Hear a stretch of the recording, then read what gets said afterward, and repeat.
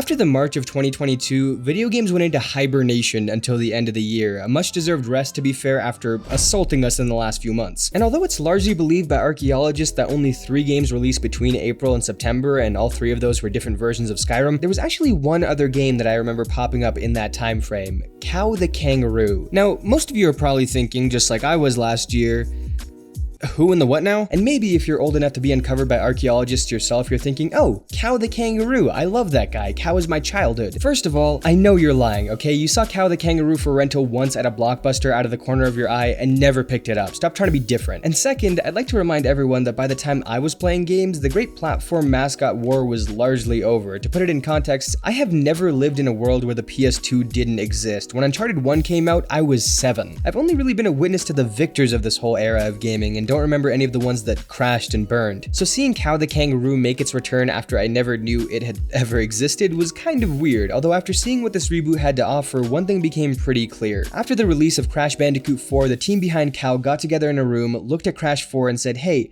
what if we do this? No one is under the impression that this game isn't trying to be Crash Bandicoot. I'm all for taking influence, in fact that's what my whole next video is about, spoiler alert, but I mean, come on. Come on.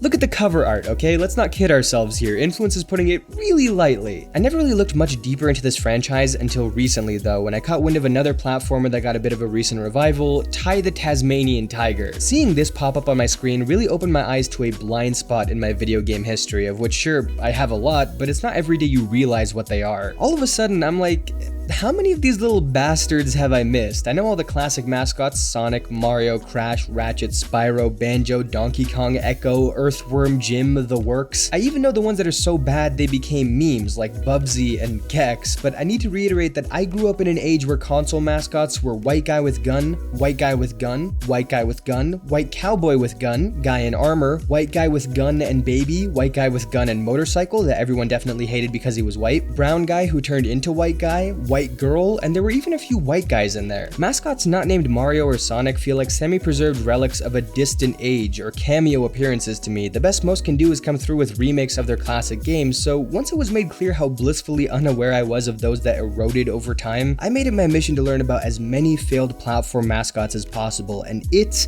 was sad. You know how I said I didn't look into Cow the Kangaroo as a franchise until now? Well, I don't know exactly what I was expecting, but it wasn't this. Why does he look like that? This just feels so wrong.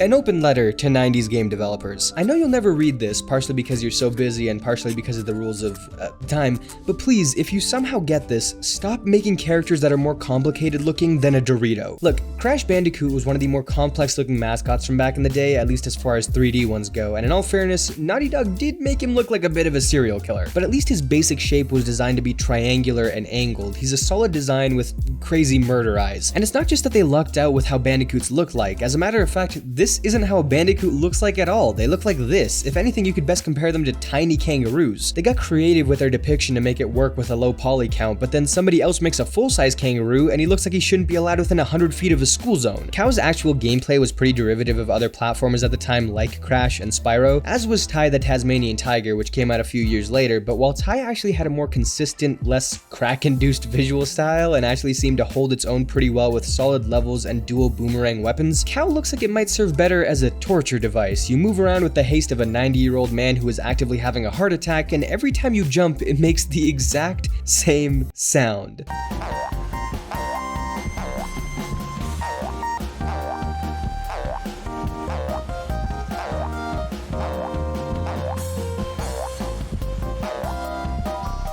But these dudes are just the tip of the iceberg here. First party games or not, people tried their hand at basically any animal-based platformer. Most of them weren't offensively bad, just dead boring. Rocky Rodent, Punky Skunk, Croc, Awesome Possum, they had nothing to distinguish themselves from everything else. I think a lot of these companies were under the impression that it was somehow the animals themselves that were the center of these games' success, that having a character was all you needed, but really, the ones that made it out, the ones that made any kind of splash, succeeded because of things in no way linked to their character. No one cared that Sonic Sonic was a hedgehog. The joy of that game was going fast, something that hedgehogs don't even really do. No one cared that Crash was a bandicoot. People didn't even know what the heck that was. They thought it was his last name. They liked that there were chases and a rich jungle setting. Sure, it maybe helps that Spyro was a dragon, but how many of these early 3D platformers gave you full flight mechanics like this series did? And do you really think that any kids were relating to Mario, the middle-aged plumber? No, the best teams realized that the central character was the finishing touch and not ground zero. The cute characters were just frontmen to cleverly designed games that brought something new to the table. They were made famous by association, as long as they weren't too boring. Look at a game like Bug. Now you might say, who would ever say their favorite character is Bug? What a stupid little mascot to make. How could this have ever succeeded? What were they thinking? Not to mention, they named their character the same word we use to describe when a game is not working properly. But actually, the original Bug was able to overcome its objectively stupid central character through striking presentation and some intelligent level design. The way that it set itself up, this could have been a really solid franchise that got great reviews and has wound up on some reputable top 100 games lists, but with the sequel, we got this. A muddy, overly noisy game with some interesting ideas that are buried under its stuffy visuals. It actually got a bit of praise for those visuals when it first released, but there's a difference between a game looking impressive and a game looking good. And looking back, it becomes clear that the titles that really made an imprint and went on to spawn successful franchises were the ones that understood the importance of clarity and well-composed environments. A lot of studios, even to this day, get caught up with just how much detail they can stuff into their games, how technically impressive they can make it, and that often results in busy, hard-to-read games with barely any memorable locations. Focusing on this mascot era of games, almost everything that failed is now pretty harsh on the eyes, whereas the ones that succeeded, that came from companies that would go on to define the next 20 years of gaming and make some of the most beautiful looking games to date, might not have all been the most cutting edge, but were the ones that understood how to use contrast, how to add enough details to make recognizable areas, but not enough to overload the senses, and I don't think that's a coincidence. That requires a lot of restraint and intuitive thinking. Check out how Bug 2 and Spyro look next to each other. These releases were separated by less than 2 years, and one is clearly more dense than the other, but the other is clearly more memorable. And remember, a lot of famous studios got their start in this era of platformers. Naughty Dog and Insomniac had next to no experience when they created some of the most iconic characters in gaming. Not to mention how Miyamoto came out of nowhere and created Donkey Kong and Mario essentially back to back after being a complete newcomer to design. It wasn't just that already successful teams were continuing to stay ahead of the curve, it was new blood coming in and separating themselves from the rest. I know this whole thing was a little bit tangential, but it's so interesting that the mascot platformer era shows us exactly who got it, who understood the things that most other studios wouldn't, who understood the hidden limitations, and who didn't. Not every mascot I looked into was destined for failure though. Rise Star is one that many believe could have taken off, developed by Sega after they'd already had a hit on their hands with Sonic. This game actually seems to have a lot of unique elements, fun inventive levels, and a solid color palette. It's been praised in the years since and was met with positive reception on launch, but most people attribute its failure simply to bad timing, seeing as it came out on the Sega Genesis just 3 months before the Sega Saturn came out. Sega actually had another attempt at a Mario killer before Sonic as well, Alex Kidd, one that you may have heard of before and one that was arguably received even better than Rise Star, but this is where the mascot itself might have a little bit more to do with the outcome than some of the others. See, while a game like Awesome Possum wasn't fundamentally good enough to get a chance to prove whether a possum that was unabashedly awesome would truly capture the heart of the nation, Sega actually did make a highly praised game with Alex Kidd in Miracle World, only to realize that the staying power of Alex Kidd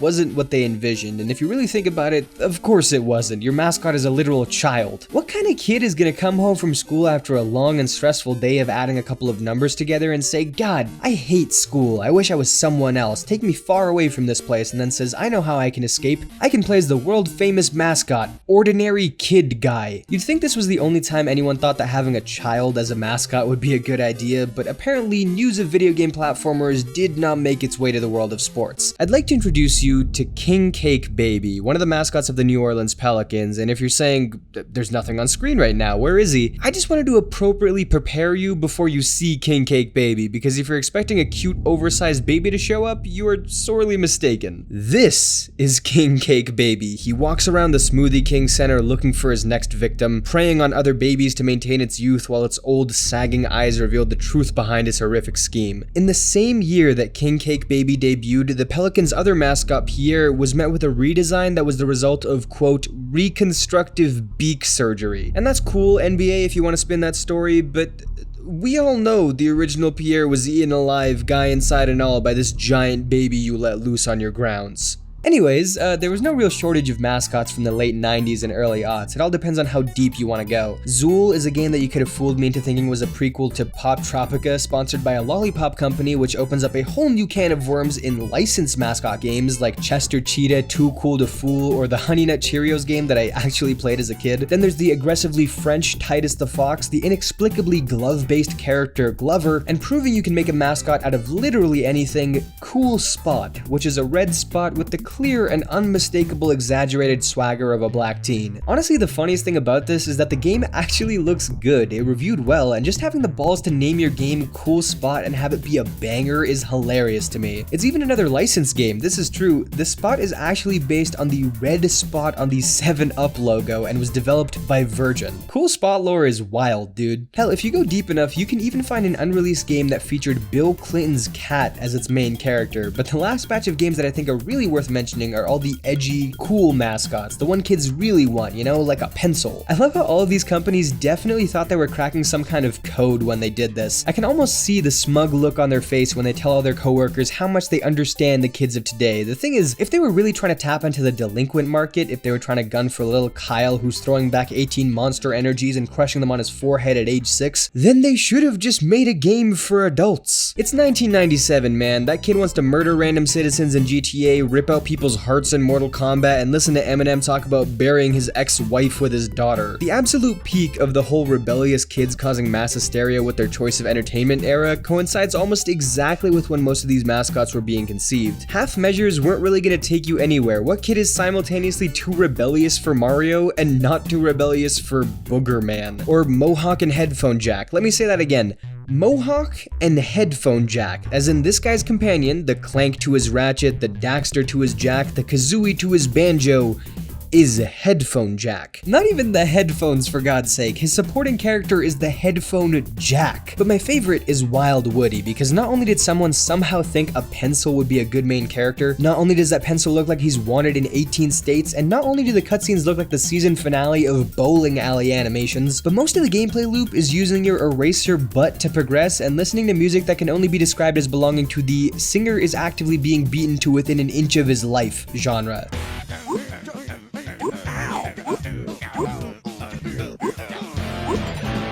There's a lot we can learn from looking back at this era of gaming. Even though most of the mascots are retired and only a few survived or attempted to swing and come back, it's a period of time that shaped most of the juggernaut developers we have today. But if there's only one thing we can actually learn from this video, it's that if you're ever making a game and you find yourself creating this, and the name's not Pencil Neck, it's Woody! Wild Woody!